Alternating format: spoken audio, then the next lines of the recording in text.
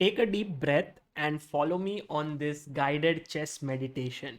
You are playing with the white pieces against world number 2 Fabiano Caruana. You are at Vaikanze in this big hall. There are no spectators, only arbiters. You have this position on the board and you have to find the best move as white. You are in Harikrishna's shoes and you have to figure out how will you save this game. Because if you look here very carefully, Black has a passed pawn and also his bishop is very nicely placed. His queen and rook are also excellently in the game. So, what did Hari Krishna do here? White to play. We'll come to the answer of this as we go on through the game. Let's begin from the very start. Hari Krishna with the white pieces opened the game with 1 e4. Caruana played knight e5, knight to f3, knight c6, bishop to b5, the Ruy Lopez, bishop a4, knight f6, castles, and now bishop e7 would lead to the close Spanish, but Caruana went b5, bishop b3, and bishop c5. The Archangel's variation clearly showing his intention for an active and aggressive game. Now, Harikrishna played a4, rook to b8, and now c3, aiming for d4 break. d6 is played, and now black is threatening in some lines to take the pawn on e4 because now the e5 pawn is protected. So d4, bishop b6, and now a5 was played. And this move a5 is very interesting. It's actually a modern way of facing this line because earlier what white used to do is take on b5, take, and knight a3, trying to sort of capture the b5 pawn. And sometimes the games would go on like knight a3, castles, knight b5, and bishop g4. And this pin would be so irritating, and that would give black compensation for the pawn. But white players have now begun to play a5, getting more space on the queen side. If you were to take bishop takes a5 now, that would be a terrible blunder. After d5, you lose the piece. And if you take with the knight, it seems more logical, but actually after rook a5, bishop a5, d5, this position is already very bad for black. So therefore, bishop a7 is a natural move. You go h3. Now taking the pawn makes no sense because of, yes, bishop to d5, excellent move, and you lose a piece. So bishop b7 was played, and now rook to e1, saving the e4 pawn.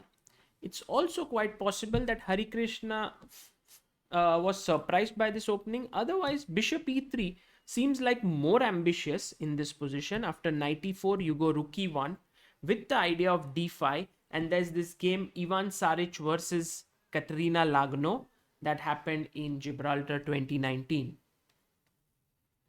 Rook e1, castles, bishop e3, ed. Once again, taking here is not a good idea because of d5. And now the knight is hanging. If it moves away, the bishop hangs. So you take on e3. After rook e3, both the knights are hanging. And once again, white is winning. So black took on d4, pawn takes. And now knight b4 with the idea of c5 has been played a lot. But Caruana went knight to e7. He wants to put his knight on g6 and then break with c5 if needed. Knight bd2 was played by Hari Krishna.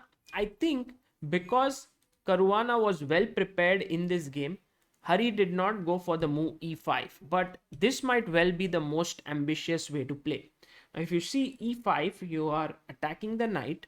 So knight d5 and now bishop to g5, pinning the knight here, threatening ed6, knight c3, taking out this, and then there will be a lot of pressure on the e7 knight. So something like de, h6, maybe not h6, queen e8 might be a better move, but h6, bishop d5. If you now take on d5, you're just going to lose a piece. So hg, bishop b7, queen d1, rook b7, and knight c3. This seems like a very good position for white. So e5 is definitely something to look out for. and to be analyzed in more detail. When Harikrishna played knight d2, he still kept a very small edge, knight g6, d5, blocking the bishop on b7. Bishop takes e3, rook e3, c6. I like this move by Caruana. In order to get some activity, he is ready to weaken his pawn on d6. So after pawn takes c6, bishop c6, the d6 pawn is weak, but now the e4 pawn is also under pressure. The rook may come to e8 and black is getting some play. Here, knight d4 is what I believe Harikrishna should have done. And after bishop b7, knight f5, he has good activity and the position is slightly better for him. Also, the idea of queen e1 is slightly unusual, but after queen e1, rook d1, the pawn on a5 remains protected in many of the lines, and white is doing fine. But Hari couldn't come up with this idea. He played bishop c2 slightly passive, but he had a plan in mind. He wanted to put the pawn on b4 and then activate his rook on a1. So after rook e8, rook to a1, bishop b7, b4 came in. And Caruana now started to use his pieces very well. At the same time, Harikrishna said, look, my knight is tied down a bit, bishop as well. There is pressure here. And also his knight is coming to f4, queen to f6. So all of this is big trouble. Looks like, the dark clouds gathering around the white king. But he found a very nice maneuver, rook a3, to put his rook on e3.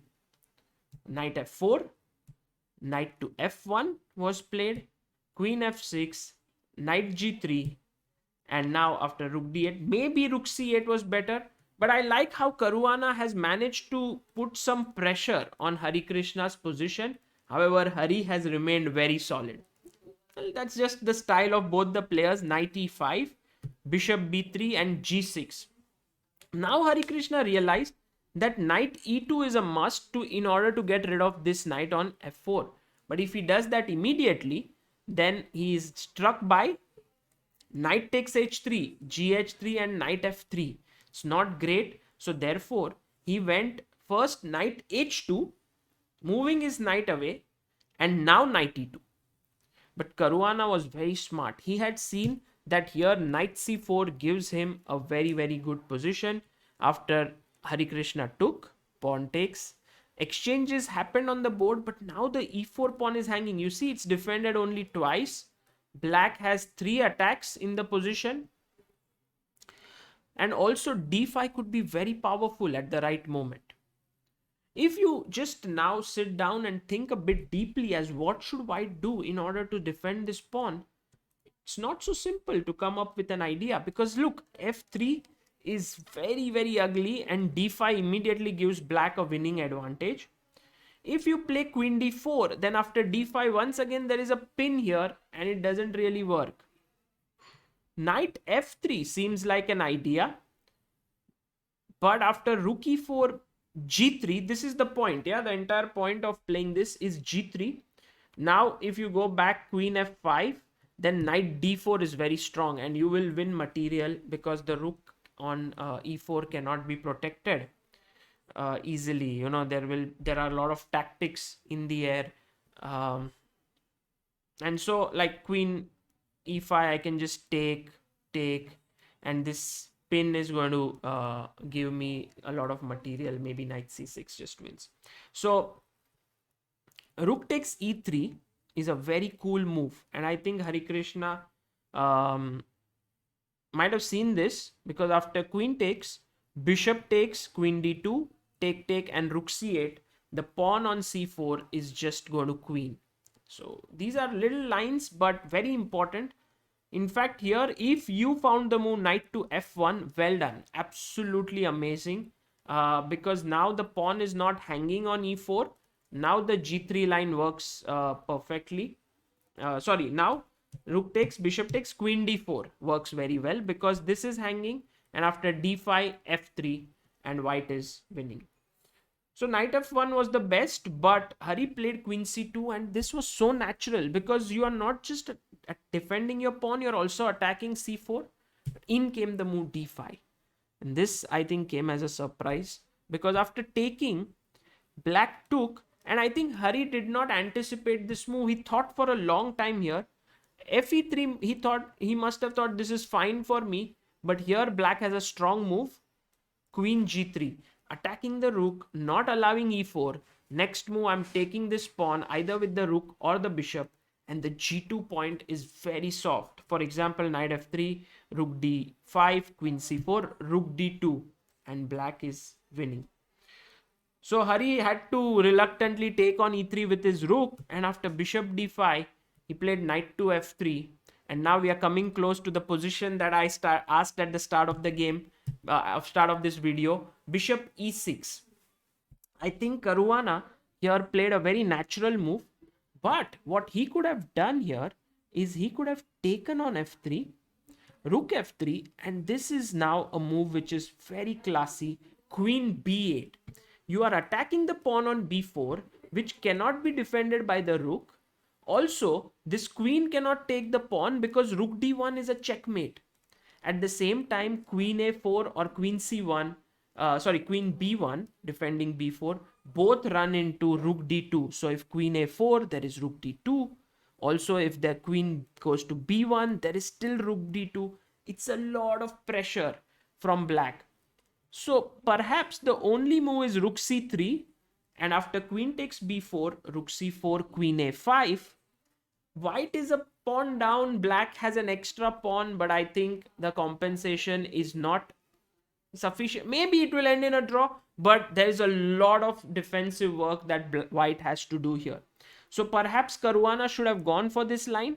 He went bishop e6, and now Harikrishna very played this very nice move, fighting move, and clearly he's threatening knight takes g6. The point is, if you take fg6, I take with my queen, give you a check, and pick up this bishop with a winning position.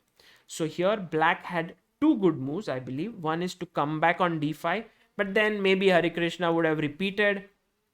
The other one is he could have gone bishop to f5, but then queen e2, and already the c4 pawn is once again attacked twice. Note, you can't take queen c4 because of rook d1, and it's gone.